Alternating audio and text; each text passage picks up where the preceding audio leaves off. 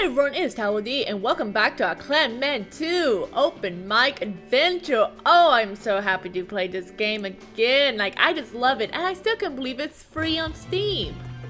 So, in my last episode, I met this child who wanted to deliver her father a letter.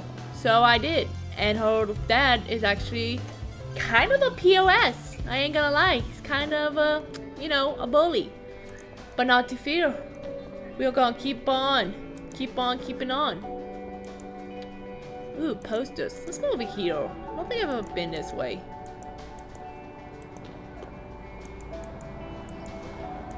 I don't like this game because of the fact that it's hard. It's not hard. It's a Poseidon Cafe, my apartment. Okay, so I guess I've been to everywhere. Alright, not to fear. Let's do cafe owner again. Maybe he got something new to say. It's a clear with an eye to, hey you notice I'm brother Mark. I saw you leaving across the street. You into those people? Okay, I've already done this one. I'm all alone. He said, it doesn't surprise me. Keep it that way. Why did you ask about the Poseidon? Because I know that kind of business. I know it's bad, but it'll be gone within a week. Trust me. Why are you mopping? Because we're closed. I'm not to pay someone else to do it. No, why are you mopping? Whatever. Because he doesn't really say. He never says. Maybe a letter? Not a letter. Okay, so I can't go down there. I don't know why I'm trying. So pretty much my little areas. No, I don't want to enter the alley because I already did that once.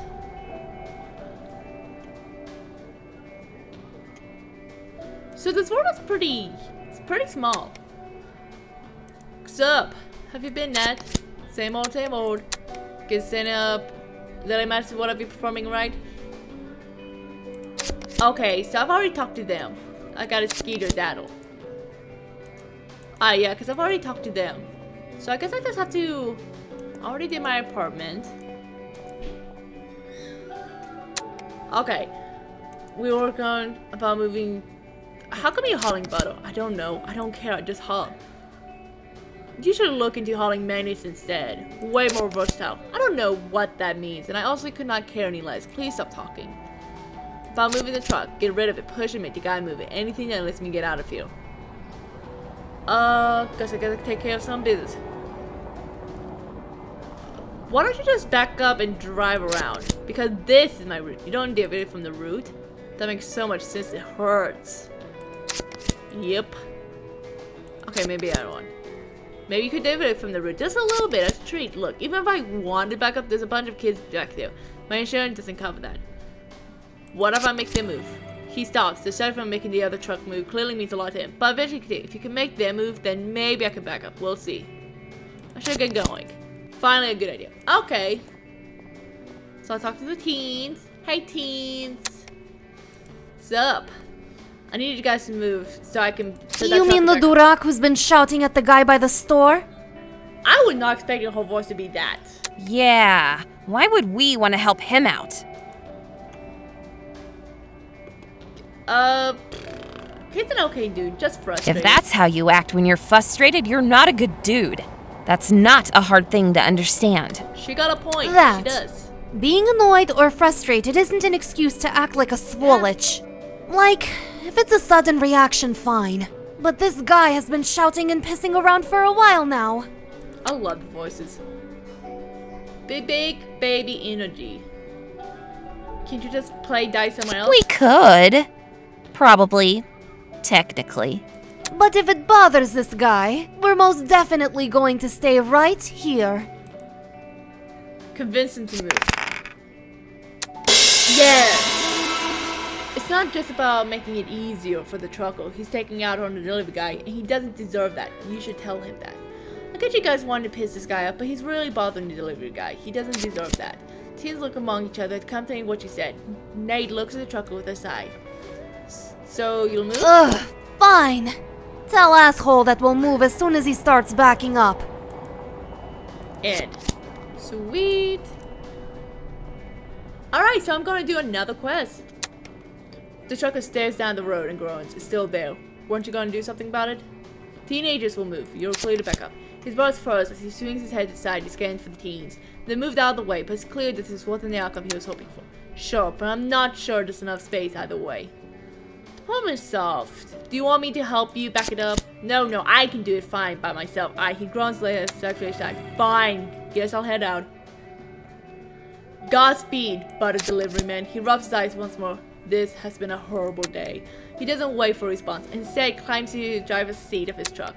The truck starts up semi-seriously with the blue one in front slowly moving in on the street, giving just enough space for the truck who speeds on by. As soon as he gets past, the blue truck backs right up on again. The delivery guy is using both his brake and his blocking of the street. Nina flipped off the guy on his way out of the neighborhood and take up their positions once more. Perfect! I did it! I finished a quest. Oh my god, look at that. No more butter truck. That guy was a dick. A lot of people seem to be, yeah. Admit, there was some satisfaction in making him back up and take the long way. Anyways, let's see what we can do with this. Something about verbal judo. I mean, you did make the guy act himself instead of changing how everyone else acted. You got number 9, verbal judo. Sweet. Ooh, more alley. This alley looks really trashy. No reason going out for now. Okay. Is this all? Okay, now I need him to move. Display. Alrighty, I need to keep going stuff. I did horror quest. I finished with a lot of quests, which I'm really glad for. Get funny. Okay, so I need to like try to know. And I might check back with Linda. You can buy a few boxes. Most oh, hey, if Martin sent you, tell him I'm still on a break. He'll get it. How's it It's going? on a break. Recharging my batteries. Why are you electric? Oh my god. You can't just ask someone why they're electric. He was back saying that. I'm gonna pretend he didn't say that. For both our sakes. What you looking at? Thanks for moving the truck, by the way.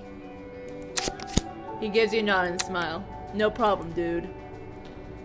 What are you looking at? Just a sub I follow. Mostly shit posting, but you know, the good kind. Cool, anyways. I'll leave you to it. Appreciated. Alright, so he won't move for a while. Okay, so I'll let my friends know I did a good thing. I'll let them know that I, Clam Man, became funny. And I'm gonna check my apartment. I'm gonna check for... Where is she? Where's Linda? Ah, Linda. Hello, Linda. Hey, how's the field research? What exactly did you need? I need data. We don't have time to research 7,000 people. I think the best counter is find true level 1 and a true level 5 or 6. But I bet you can use ourselves. Sure does seem scientific. Okay. Alright.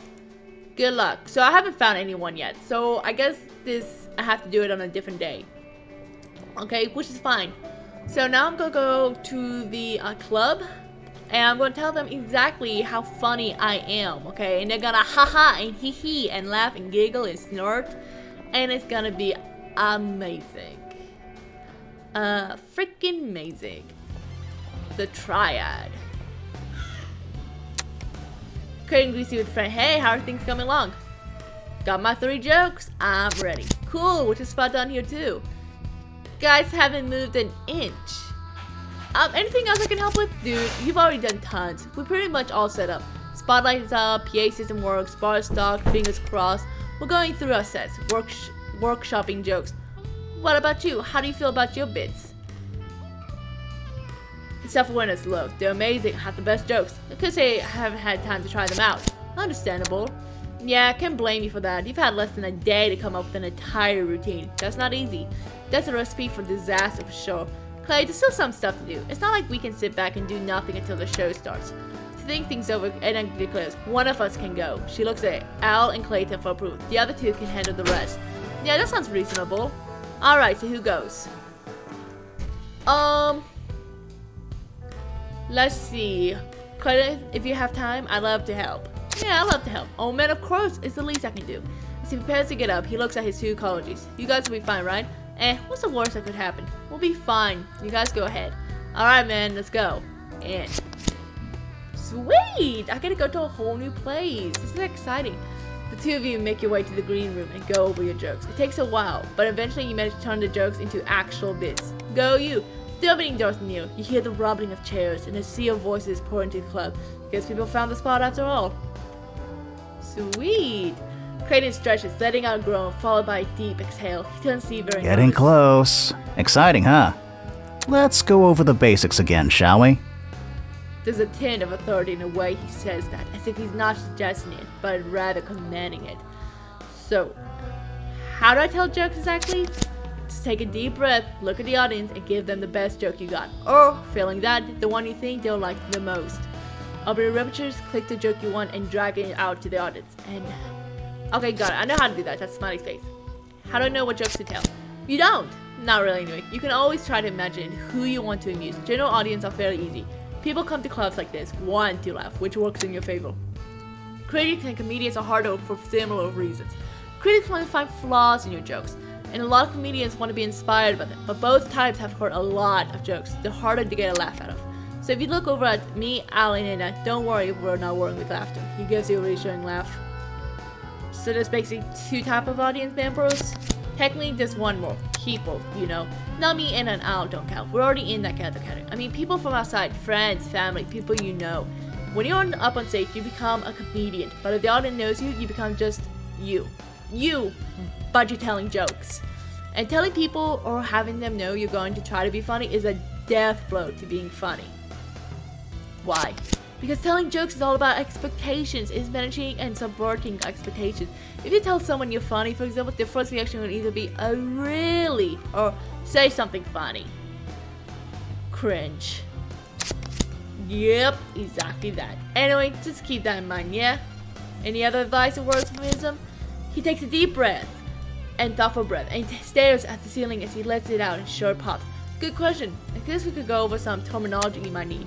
His pockets start buzzing. A message. Okay, pass down his pockets. Was that yours? If it's not expecting something important, can you leave it for later? We don't have much time. Should I check my phone? It might be important. It might be you know what? No, that'd be rude. Go on. Right. Terminology. Rule number 1, bombing. Love it. Ooh, you do? Wait. You know what it is? Bombing is when your jokes don't land either because you mess them up, forget them, the audience against you, or just a tough crowd, or you just get unlucky. You don't want to bomb.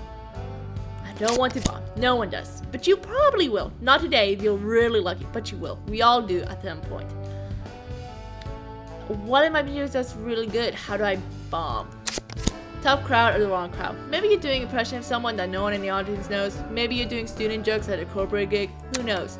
All I'm saying is be ready to bomb. You can learn from your failures. Okay, number 2 is killing it. This one's pretty straightforward. The opposite of bombing. Your jokes land and land really well.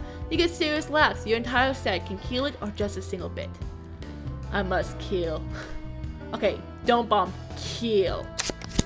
Might be a joke in there. Anyway, not sure what else you need to know right now. You usually just pick these terms as you go. Actually, you know what? Here's one. Heckler. I know this one. Alright then, just be careful with them, especially when you don't have much experience. They prey on your confidence or lack thereof. Think we'll have hecklers tonight? Have you ever gotten heckled?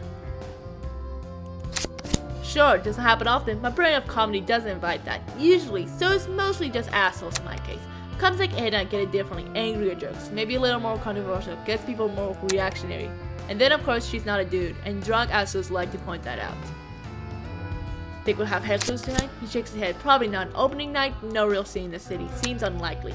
If we do get hecklers, like the drunk kind, it'll be later on in the night. You're up first, so you should be safe. That's tonight though. Next night might be different. Hecklers, killing, and bombing. Now I know. Sweet. You do fine, dude. Promise. He looks up at the clock on the wall. Looks like a showtime. You ready? Clayton, I'm scared. Everyone is on the first show. You'll be okay. People are here to laugh. You just enable that. Try to find out there. If you have fun, they have fun. Best of luck, my dude, and thanks for the help with everything. I really appreciate it. Thanks, Clay. Aww. That's so sweet. Okay. Time to break a leg. Oh my god, I'm kind of nervous. I'm actually really nervous for Clam Man. Sounds and blows of light pass by. The crowd is murmuring and chattering, and from your position backstage, you see the microphone cradled in its holder atop the stand, and the spotlight beaming down over it. The curtail metal glistens like polished silver in the light, like a trophy or some long-forgotten precious artifact only now to be discovered. It's just a microphone. Of course it's just a microphone. Doesn't mean you can't think of it as something more. Tell me more about this crowd. If you sneak a peek through the curtain, you can spot the Triad sitting on a booth to the right. They keep a watchful eye over the club, like first-time parents watching over their newborn child. In the front row, you see Pete. Something's written on his shirt, but it's hard to tell from where you're standing. It's clearly discovered that he's incredible, excited though. Just a quick glance at the audience tells you people seem to be in a good mood. If anything, they're waiting for the show to start. Alright, let's go! You step out on stage. Oh my goodness! Hi, my best friend's on stage. Oh, I got a fan! You're up. Greet everything except for coming. Greet young, but keep it very short. That's great to make. Thanks for coming. Thanks for coming. I'm Clam Man, and you're all welcome to the Poseidon. Hope you're ready for some serious life. Poseidon one. We hope you have a great time tonight. Enjoy yourself. This is a bar all night serving up delicious drinks, so make sure to pay her a visit to the 3 p.m. booth for making all of this happen. Let's do the drinks. Tatum looks back at you. It's hard to tell from the audience, but she looks like she's ready to bottle out your head. She receives some minor applause from the audience and some turn to your face. One time, Tatum invented a drink that the federal government deemed little plus. We all know we're in for a great night. I might just piss Tilda off. Literally, no one knows what to make of that. People show confused looks struck. Pete cries like, "You got it! Woo! Let's do it, Pete!" Audience, see if you start cheering and shouting. It's very awkward for everyone else in the room. The child seems very confused. You probably should get started with this set. Alright, Chief. What's the first joke going to be? Oh no. Okay. About kids and honesty. Being honest to kids. Make light of your skills. Negotiation using acronymics. Doing about kids and honesty. Jokes about how good of a coward you are. Goes without saying that this is focus on self-awareness. Okay, let's do this one. Oh my goodness, I'm so nervous. I'm an excellent negotiator. Both the audience and entire teams listen initially claim that this is a good hook and premise. Show off your verbal vagina. Rolling. 16. Decent premise. Now, how do you negotiate? What do you negotiate? And why do you negotiate? I always get what I want because people will do anything to stop talking to me. You think I'm joking? This is what really I call it Karen's Law. Karen's Law. The only reason pattern behavior returns is because it worked. In the case of Karen's Law, it's a minor transgression against societal standards. Let's say I want to buy a plastic novelty-shaped spatula. It's $4, but I want it for $3. My discount on this plastic novelty-shaped spatula hinges on a social agreement that is in no way, shape, or form worth getting angry about the price of a plastic novelty-shaped spatula. You turn to the audience for a second, because it really fucking isn't. So when I get upset about it, the clerk still abides by the social law. It's not gross to get upset over a plastic novelty-shaped spatula. The clerk wants me gone, and I want my plastic novelty-shaped spatula. It's a win-win for him to let me have the discount. That's all there is to it. Masterful negotiation. And all you need to do is lose all self-respect and dignity for a little bit. That plastic novelty-shaped spatula is worth it. Among chuckles, everyone's clapping. What was the spatula shaped like? Entitlement. Entitlement. You respond experiencing a good amount of laughter. The crowd seemed pleased with the ability to think and respond quickly. Ooh, and that +1. The Triad. All 3 members of Triad seem to be like this one too, but Anna seems to be a most fantastic expert in ripping out Karens. Alright, that one seemed to have worked. Good job, Chief. Keep at it. Oh man, being honest to kids. Let's do being honest. Let's do this one. I'll admit it, I'm terrified of everything. Some heads are turned and some laughs and scoff. Some even think that they misheard you. The Triad seems intrigued, however. It's an interesting, unexpected setup, and they're curious to see where you take it. Self-awareness. Take it somewhere funny. no! There's a lot of people looking at you. Oh boy, this is a bad time to mention that you are scared of everything. I start sweating. Drips of sweat run down your forehead and drops onto your shirt. The audience still waiting for your punchline, giving each other uncomfortable looks. As you start studying and checking your words, the Triad takes notice. They've seen this before. They exchange glances and you see Anna nodding. She then proceeds to knock a glass off the table. It shatters into bits on the floor and the entire tension of the room turns to the manual. Your eyes look Clayton and he gives you a meaning look. This is your out.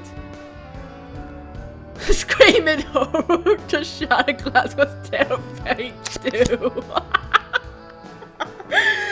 Startled chuckles spread throughout the audience. Some people think it was staged, others still take your word and trust your fragile. Regardless, the laughter is sparse. In between the chuckles and people readjust the stage, you hear 3 slaps and the entire trial's face palming. Oh my fucking god. Don't beat yourself up over it. It could have gotten a laugh with the right crowd and more setup. For now, let's get back to this bomb and move on to the next joke. Oh my gosh. Oh man, I got something in my eye. Being honest to kids. I've been thinking about honesty lately. Especially what happens when you're honest to kids. People say you should be honest to kids. Not much of a reaction from the audience, apart from a few nods. You have their attention at the very least. The exact same goes for the Triad. 0 average, disconstruct kids, and honesty. Rolling. Oh, I failed! Oh no! Disconstruct kids, eh? I would love to look inside a child and see where the honesty is stored. Physically, I mean. What? A lady in the front bursts of row. Others in the crowd follows her lead. Wait, what did he just say? It's okay, I'm not doing it for some. What? You have to be proactive. Kids don't open up, I have to open them up. It's okay, I'm not doing it for fun, it's for science. Open them up? Even arrows sprout from the crowd. This one guy in the back loudly proclaiming that he would never open up to child. His friends cheer him on. He goes on to say that he would never look for honesty in children or any other person. His friends cheer him on even louder. This continued to activate. For some reason, eventually him and his companions start chanting his name in support. Oh my god, I'm sorry, I have something in my eye. Dirk, Dirk, Dirk, Dirk. A few audience members join it, but the majority is very, very confused. So are you. God, I have something in my eye for real. Oh my goodness, this is embarrassing. Ugh. When the Dirk loving has passed, people settle down. Most seem to have forgotten about your flute. Although one hears him. Look, you bombed, but you could have gotten lynched. Things could be broke. Oh, goodness gracious, I got something in my eye. Oh, I hate this. Oh, get out. Get out, get out, get out. Oh my goodness, get out. Okay. I think it's out. I think it's out. Oh my goodness. Ah. Whew. Finished set. That's it. That's your slot. Wrap it up. Well, ready? I want to tell more jokes. I don't have no more jokes. Thank you, Shacky Bag. You've been a terrific audience. Mike Dockley. Thank you, Snacky Bag. You've been a terrific audience. Some positive. Nothing major, but appreciated. Pete gets up cheering. Yeah, you did it. That was awesome, man. A few people in the crowd around him laugh, but he doesn't care. He's just really happy for you. Aw, he's such a good friend. God damn it, I got something in my eye. Thanks, man. I appreciate it. Pete doesn't say anything, but pumps his face into the air in triumph. Oh my goodness, my eye. Oh my goodness, my eye, my eye, my eye, my eye, my eye. Okay, I think I fixed my eyes. Walk off. You make your way to the show's backstage.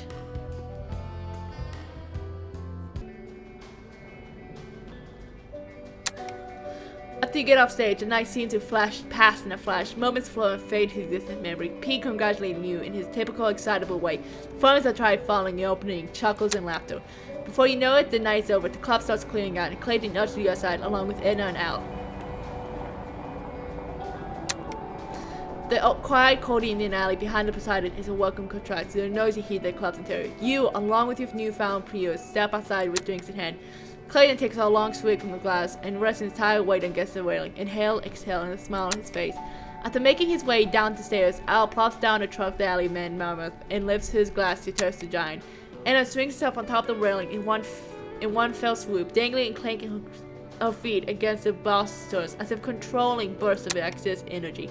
Sidon survived his first night.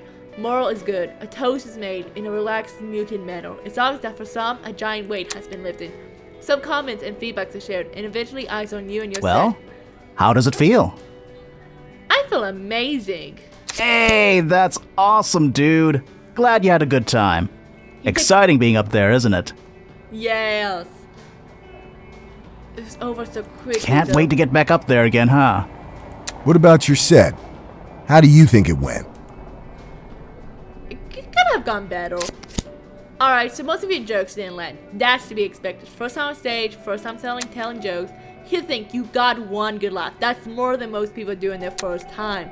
That's one good joke more than some comics land throughout their entire career. She continues muttering, being funny is far from what makes you successful, unfortunately.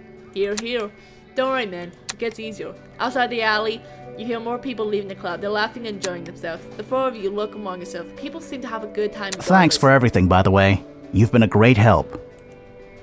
Just happy to help. Thanks for all the help, man. Darkly nods like a cool guy. Whatever.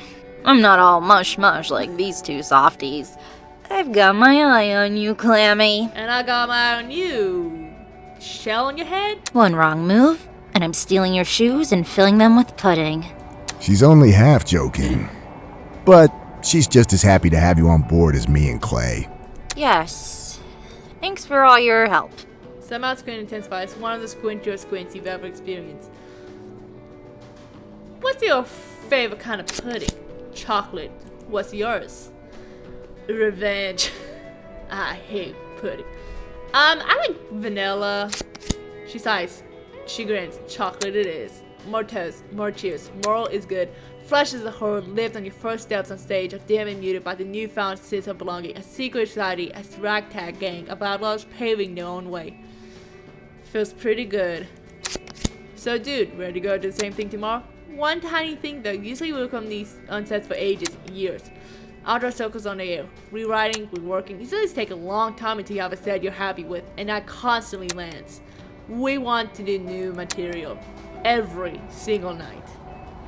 That's fine. I still have a few jokes. Good. You'll need them, and still more. We know it's not ideal. It's tough, and it's going to get tougher as we go. But we have faith in you, and tons of material for ourselves to use. She's messing with you. We're all going to do the same thing. But we really do have tons of material for ourselves to use. If you want to keep going, you've got a spot here at the Poseidon every night. Hell, if you want to take more part in running the club, that would be great too. Promos, interviews, podcasts, maybe even talk shows. What do you say? I think so, yeah. You son of a bitch, I'm in. One last cheer, moral's good. You listen as the last few grads leave the club, laughing loudly, hailing cabs. A sign will summon the city. A message from Pete buzzing in your pocket. That was so cool, dude. Had to leave because of work tomorrow. But let's get some breakfast tomorrow morning, alright? Sounds good. Thanks for my show, dude. You're buying, boss. Best friend preference. Let's go. Guess you're a comedian now, huh? Do you feel prepared for your new life? Fuck yes. I am so on board. Man, this game is fun. I love it so much. Oh my goodness.